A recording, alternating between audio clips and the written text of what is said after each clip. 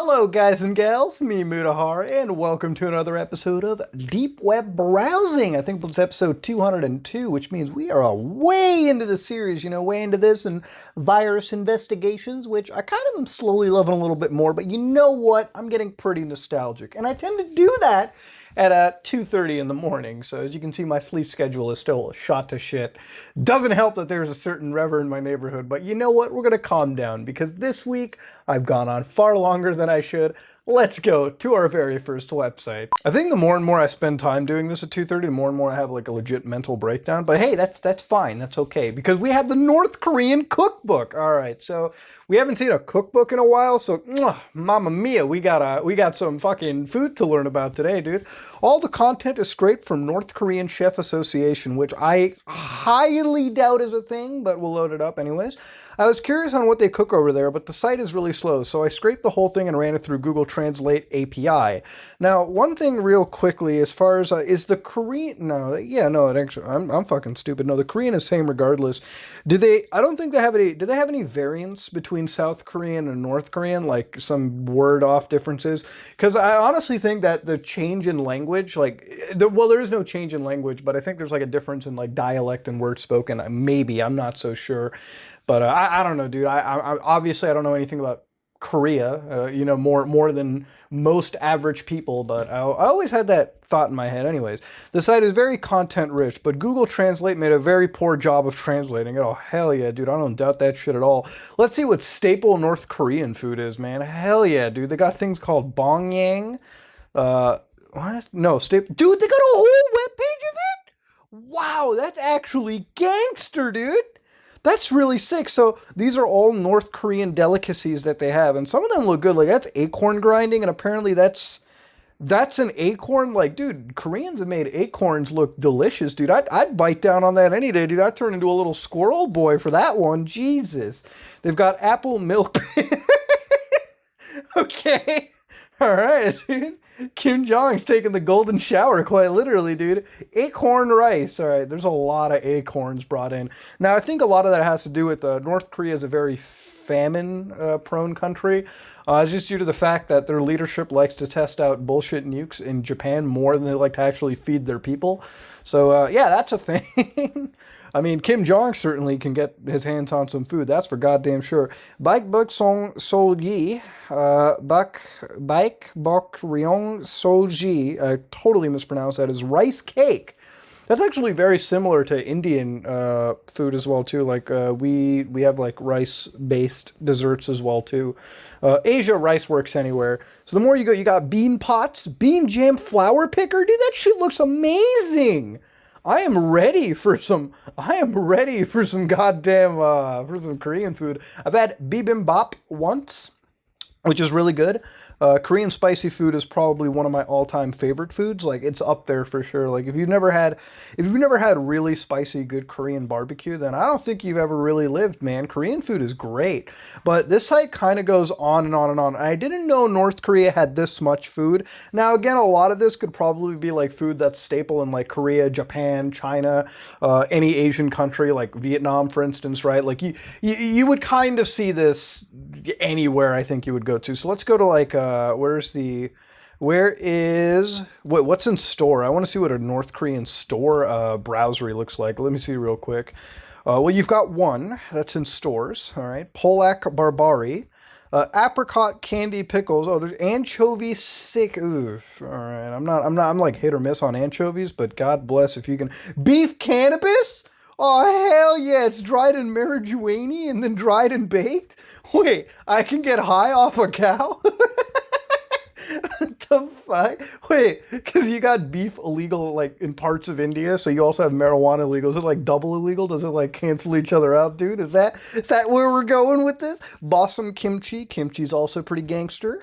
Yeah. Oh wow. Of course I gotta fuck it. This is the same cabbage kimchi, dude. It's like grandma's secret recipe. Every grandma's got the best recipe, right? It's the most vied for position. Bongyang. All right. Let's read what that is. Isn't Korea the country that made the mukbang a real popular treat? Yeah. Let's go to Angelica ducks, a mockingbird, a sting. The stingy beetle is a steamed rice patty which is cooked in a sauce. Look, you have things like stingy beetle in your food, and I don't care if it tastes amazing. I don't care if it tastes like the best goddamn thing in the world. But if you got beetle in the name, I'm probably not eating it for sure. All right, never gonna happen. Apricot seed rock looks more like cheese bars to me, my guy. Beef chorizo with fennel. I'm sure chorizo isn't exactly known to be a Korean dish, but hey, man, you know, Kim Jong Il also said he built the world in like 11 days or some shit. So who am I to say? Who am I to say Mexico or Latin America came up with chorizo first, right? Do I look like I want to get fucking decapitated by a North Korean dictator? Hell nah, dude. Blindfold. It also shares the same. That's also how they treat. That's also how they treat some of their citizens when they've talked too much, right?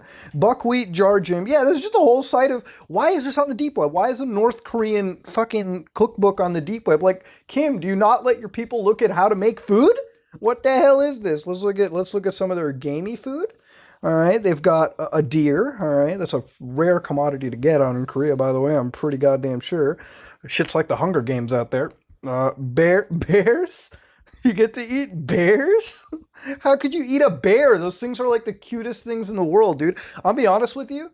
If there are ways to die that you would prefer, the cutest way a man could die, a woman could die, is probably getting mauled by a bear. Like, you get killed by such cuteness, you know what I mean? I don't know where the fuck I'm going with this, actually, but Bob's Shellfish Crust is another recipe. Like, god damn, dude. It's just North Korean food. So I guess if you ever wanted to learn what North Korean food is like, then you got it. This is right here for you. That being said, though, we're going to back out and just go somewhere else. Oh, bad boy, bad boy. What you gonna do? What you gonna do? Do you remember G4, how it used to turn into just straight up reruns of Cops?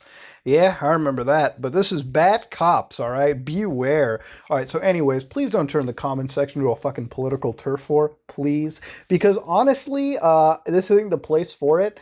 I'm not really going to give my opinions of Cops either, to be honest with you. To be totally fair, at one point in my life, you know, way before, you know, when the whole prospect of college came up and like affordability of colleges, I used to really be on the whole join the military to learn from it. So there's a pretty good chance that I probably might have ended up being like a federal cop or something out of the army, if I had chosen to go down that route to begin with, right? So I usually have a pretty like, you know, I kind of have this like it's a tense job type mentality, you know what I mean? Like if you go into being a cop, yeah, there's some shitty cops out there for sure. I think usually when you have the cops that sort of don't have any real training, like, you know, like 3 weeks of training isn't enough to be a cop, and you're also paid jack shit and whatnot too, then I don't think you really make for a good cop. I think usually to be a cop, you should have some form of, you know, education. You know what I mean? Like that's why federal cop, when I was going to be in it, you have to be like,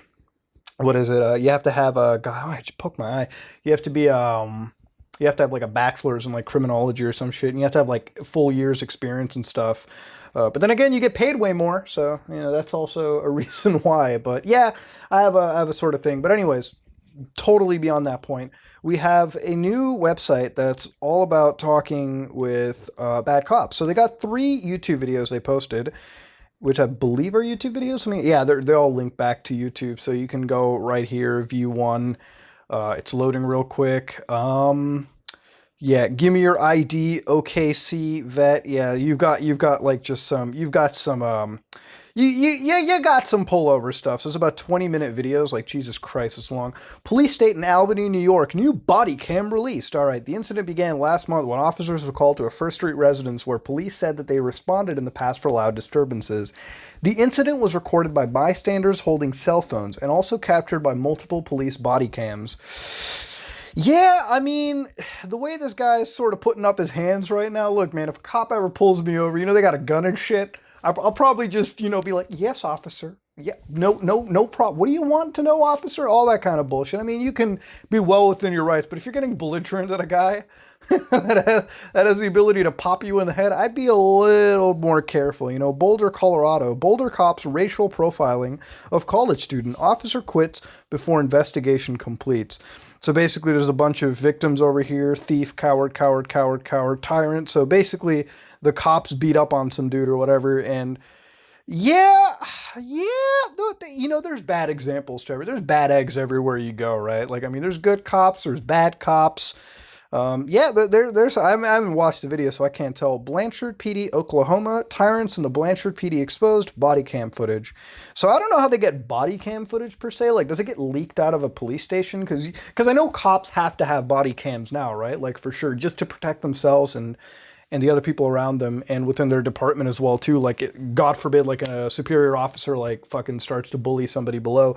Body cams are a requirement as far as I know, but how does it get leaked out? Do they just leak it out from like internal offices? Is there like a mole in the police network? Like, I'm looking way too into it, but I'm just trying to get a beat on what's going on. We are a group of individuals who expose bad cops. The site provides an anonymous way to report bad cops in your area. And not really anonymous when you got a whole YouTube channel for it, by the way. But we will use our platforms on ClearNet to expose these tyrants. We do not condone violence in any way. So they've been exposing bad cops since 2019, which is very fucking recent this year. And the thing is, there's not much more to this site other than it just started. So I think what I'll do is I'll actually save the Onion route for this. So just let me copy that. I'll save it for later just because I think I might want to come back to the site and see if it regularly does get updated, or is it like, QSubmit's home where it just sort of goes away.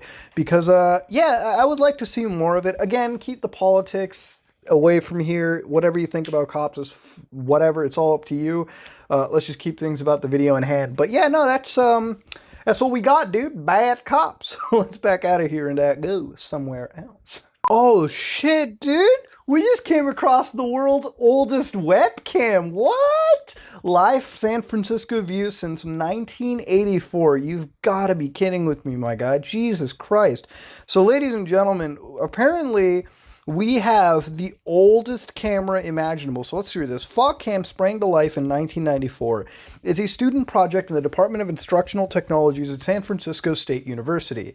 Webcam is the oldest continuously operating webcam in the world. Wikipedia confirms. That's not exactly the smartest thing to do. Like, Wikipedia confirms. Actually, to be fair with you, Wikipedia was like the college strat. Like, you just look at their sources and just quote them. So I won't even say anything. Yeah, they got a whole showcase on webcams. Is that actually what it is? Let me control F that. Let me do some fact. Yeah, the oldest webcam still operating is at San Francisco State University. Like, is it oldest operating? Like, the device hasn't stopped working? Because that is pretty sick. So yeah, you can even see Webcam on Wikipedia's list of oldest websites. That would be an interesting thing to look through. We've slightly changed campus locations a few times as necessary over the years to prevent being shut down by the university.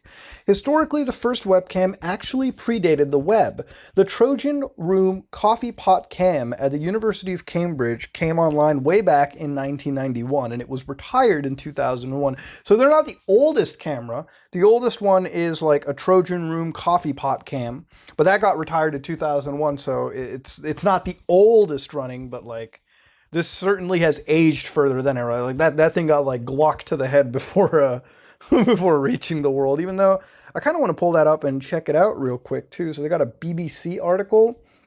The world's first webcam made a coffee pot famous. So they had a black and white webcam of a coffee pot. All right. So it was just a shot of the coffee pot. Jesus Christ. Okay. All right. Okay, ladies and gentlemen, they just streamed coffee. So if you ever wanted to see coffee being poured and all that good stuff, well, the University of Cambridge was where it was at. And apparently the coffee pot sold for £3,350 on fucking, wow. That is impressive. God damn, that is crazy good. I am actually fairly impressed by that. Jesus Christ. Whoever would have thought I'd get some good stuff out of the BBC right now. God damn. Webcam created and operated by WebDog and Dano. Dano still has some amusing 1995 Webcam pictures on his website. 9 website pioneers. WWW turns 25. So they got whole articles on it, right? And it was last updated January 2nd, 2019. And apparently they also have a Twitter account where you can communicate and talk to them and whatnot. They've went online for some maintenance. So yeah, they have to switch out cameras. I'm pretty sure, like, there's no way that same camera could run, for God's sakes. So right here, you can actually see that in FOCAM, what's going on is 2019 05 26 141 46 a.m. So FOCAM at the Francisco State University, view of Holloway Avenue, updates every 20 seconds and whatnot. So they have gotten what appears to be a webcam actually running. So yeah, it is in fact 1:42 a.m. in San Francisco right now. And I believe in the morning, like in the noontime, you can see people walking by. It updates every 20 seconds. So obviously you're not getting like a live feed of it. It's really just every 20 seconds. So every minute you're seeing 3 frames of this place, which is pretty cool. Now, I've noticed one thing, the resolution hasn't upgraded. Like we haven't got like a 1080p webcam going or anything. So yeah, there are some limitations in technology going on, but I kind of half expect that. I mean, for the oldest running, camera on the internet, I got to give it some slack. If you don't give things some slack, you're going to have a pretty shady life. But anyways, that was the frog cam, dude. Why am I calling it frog cam? It's fog cam. Okay, I'm going to say it again. FOGCAM. Fog cam. 2 words. You got this, buddy. You got this. But yeah, no, they've got photos as well. I don't know if I can exactly show you the photos. I don't know the privacy situations on there. There was a cute little doggo though, so be known for that. But I think that's enough of the fog cam. I'm going to back out of it. I mean, I was born in 1994, so I'm as old as this fucking fog cam right now. So that's setting it up there. I was born in 94, and I'm as old as a goddamn webcam project. Jesus. See, I kind of feel like a baby, goddamn. Jeez, dude. All right, see you guys in the next website. And it appears we have our video of the week, ladies and gentlemen. We seem to have a 2 minute something long video, 2 minutes and 13 seconds long. And what's interesting is it is way above our actual average for the dank web videos that we find. So let me hit play. Let's get started and see what we can find with this one. Holy fuck! Wait a second, wait a minute. Dude, this is, I've seen this, it's on the Reddits floating around, dude. Hold on a second. So our boy Eric, Scare Theater, by the way, he has a video that he just, I think, posted on this. So what this is, real quick thing, before we continue watching it, is basically this dude allegedly has been tripping for like 3 months or something, 2 to 3 months or something on like acid or whatever, DMT. And he's been like straight tripping. Like it seems like it's a permanent something trip. It's a video that was lost for years. So now it's resurfaced. Let's hit play, see what we got real quick.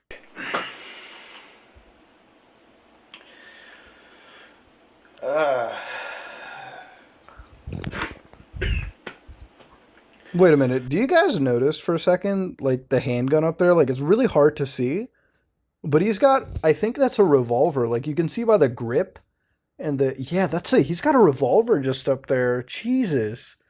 This dude's disheveled. He's just got a revolver sitting out right there, man. God damn. I mean, he looks like he's on something for sure. It's March 5th, 2008.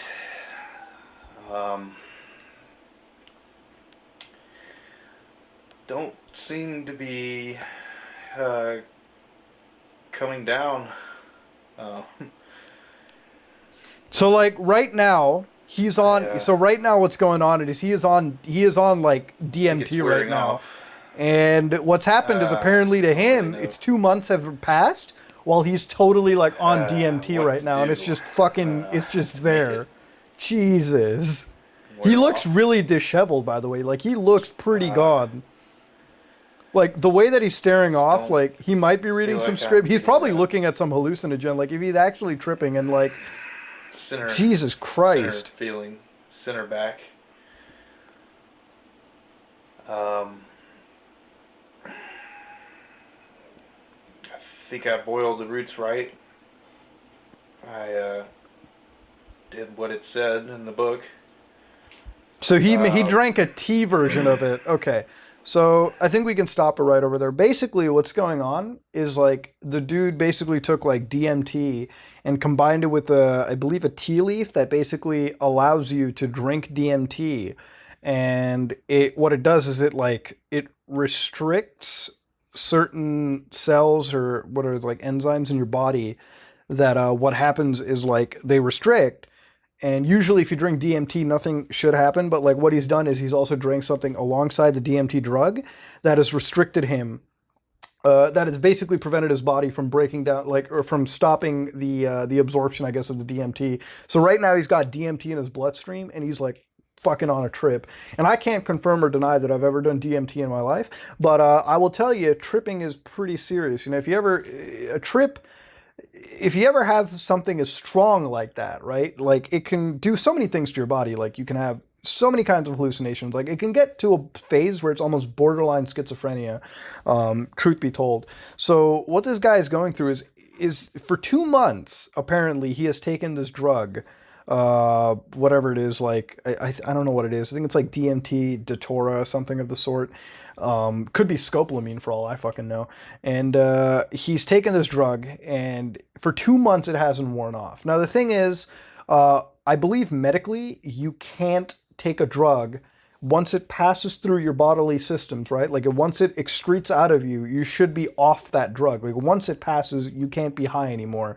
But I believe there is a case that you can have some lingering effects mentally after you've taken a drug, but those are rare. And this guy apparently is still tripping for 2 months straight. He hasn't left the house or anything. Now, he's got a gun up there, just like out in the open. He looks pretty disheveled, by the way. Like he looks like he's not looking too good, honest to God. So I can definitely say, like, if this is fake, right, by any chance, like if he's faking it, like he's a really great actor, because like he's like, this is hard to fake. You know what I mean? Like from what I'm seeing, like dude's actually legitimately tripping right now, and it's kind of scary to be honest with you. Yeah, but this is a weird situation. Like this guy he's taken a drug, all right, and this drug has absolutely just consumed his life for 2 months. Now, the thing is, from what I know, is when you take hallucinogenics or drugs like these in the DMT class, or LSD, your time distortion is massive, right? Like some people, what is it, like a couple minutes could be like hours, and so on and so forth. So like there could be a pretty good chance that he's just fucking tripping, and for him it's probably like, oh shit, it's been several weeks, when it could have been like fucking 2.5 seconds or something. Like 2 months for this guy, it could have been like 2 seconds. I don't know, dude. That is one thing that I do know about drugs from back in the day. But yeah, I don't know. It could be any of those things. Again, like Scare Theater has a good video that he's made on this too. I know like basic points of it because I've seen the Reddit postings of this shit everywhere. It just recently popped up, so it kind of explains why we've caught it on the dank web. I think after this, I'm definitely gonna have to watch Scare Theater's video on this for sure, like right after I record, because it just applies so fucking well. So yeah, that's the man tripping on marijuana for a long time, tripping on, well, something way stronger than marijuana, that's for damn sure. But yeah, interesting video, disheveled dude. This is 2008. Things don't really have an update, so I don't know what the fuck happened to this guy.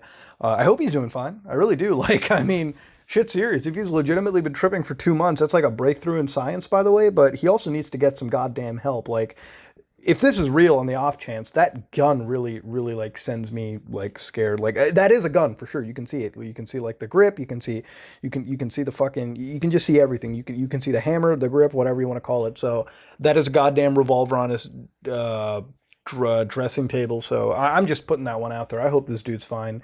He don't look like he's doing too well right now. So fuck, dude. Bottom line, don't do drugs. There you go. There's the moral of the day. So even if you hate me, you learned something today, and you saw an example of it. That being said, let's back out and go somewhere else. Oh, hell yeah, dude. The token rock community. I like this, dude. The third eye. The third eye is known as the gateway to higher consciousness. All right, is it now? Can I get some higher consciousness? This week's been fucking weird, dude. Bad cops, North Korean cookbooks, the third eye. All right, dude. I mean, why not? Anyways, let's read this. The third eye is known as the gateway to higher consciousness. It may alternatively symbolize a state of enlightenment. In Eastern and Western spiritual traditions, the third eye is known as the inner eye.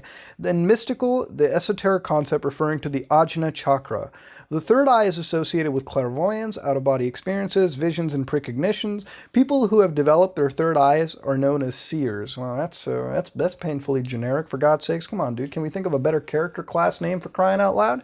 Hinduism and Buddhism use the third eye as a symbolism for enlightenment. It is referred to the eye of knowledge in Indian tradition. East Asian and Indian iconography show the third eye as a dot, eye or mark on the forehead of deities and other enlightened beings.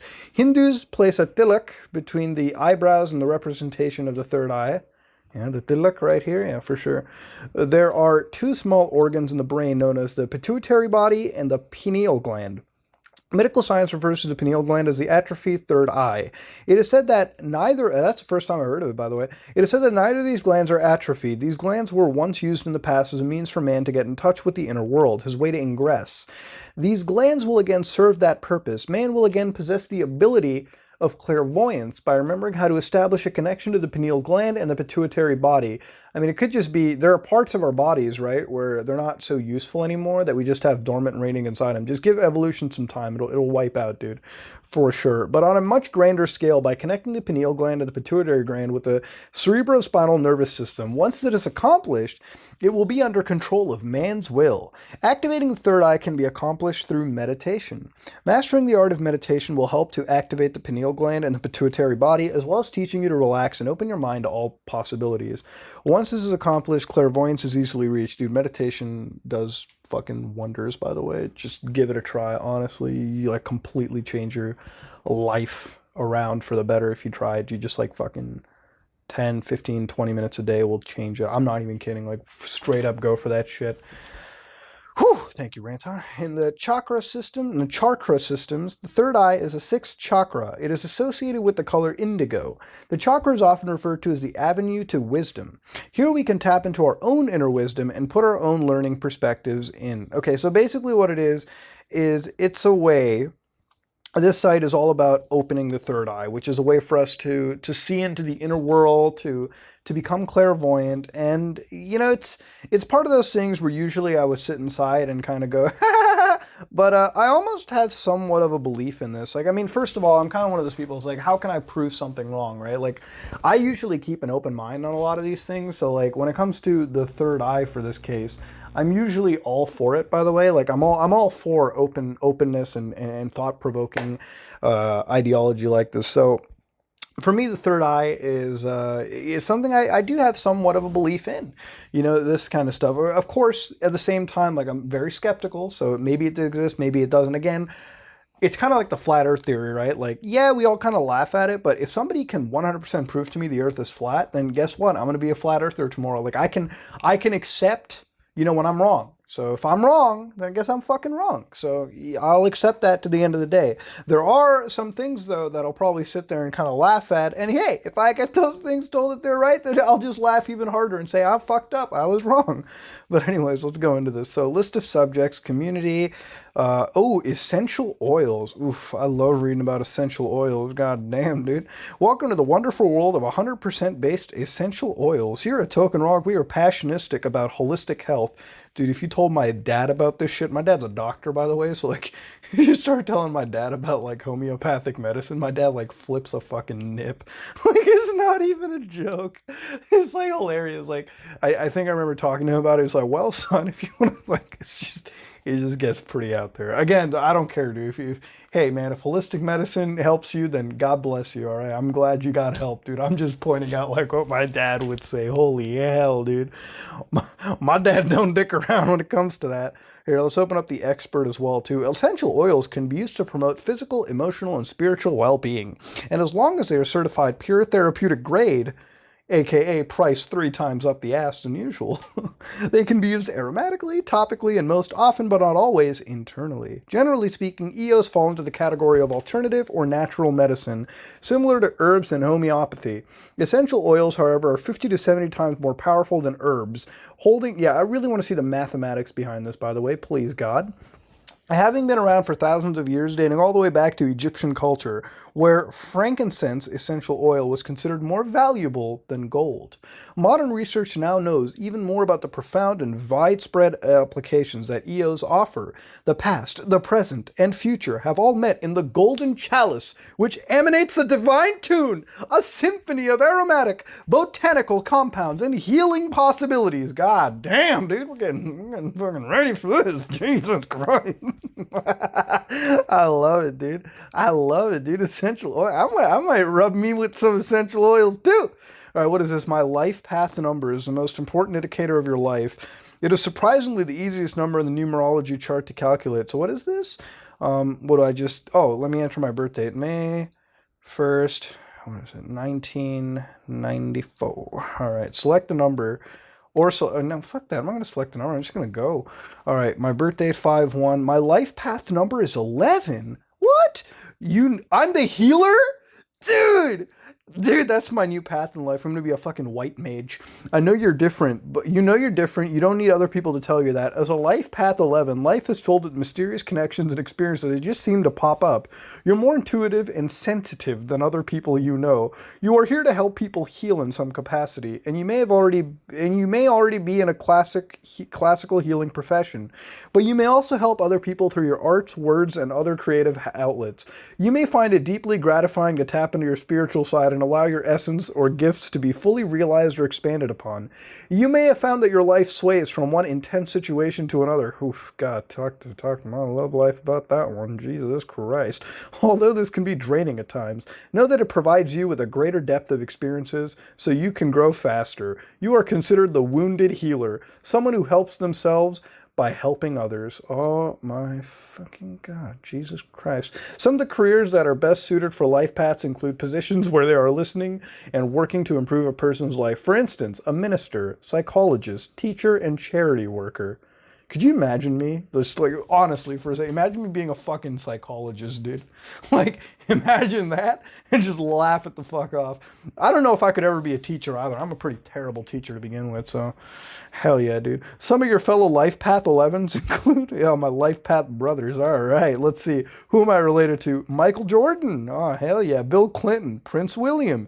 David Beckham. Ronald Reagan, dude. I'm with the Reaganator. Hell yeah. Wolfgang Amadeus Mozart, and Harry Houdini. Oh, god damn, Jesus.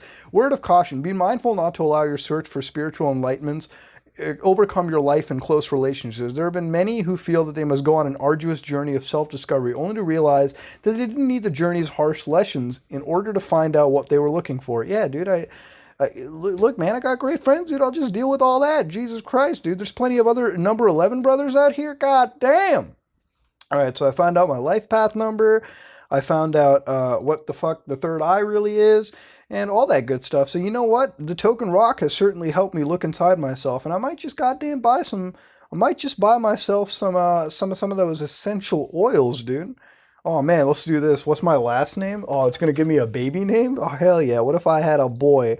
Desired expression. What do I want? Yeah, I want my kid to be a goddamn leader, dude. Hell yeah. Show me some names. What do I name my kid? Andy. All right, dude. Deep Web Andy. Marco. Luigi. Woodrow. Wilbur. Tyrone. Hell yeah, dude. My kid gonna be named Tyrone. Hell yeah, dude.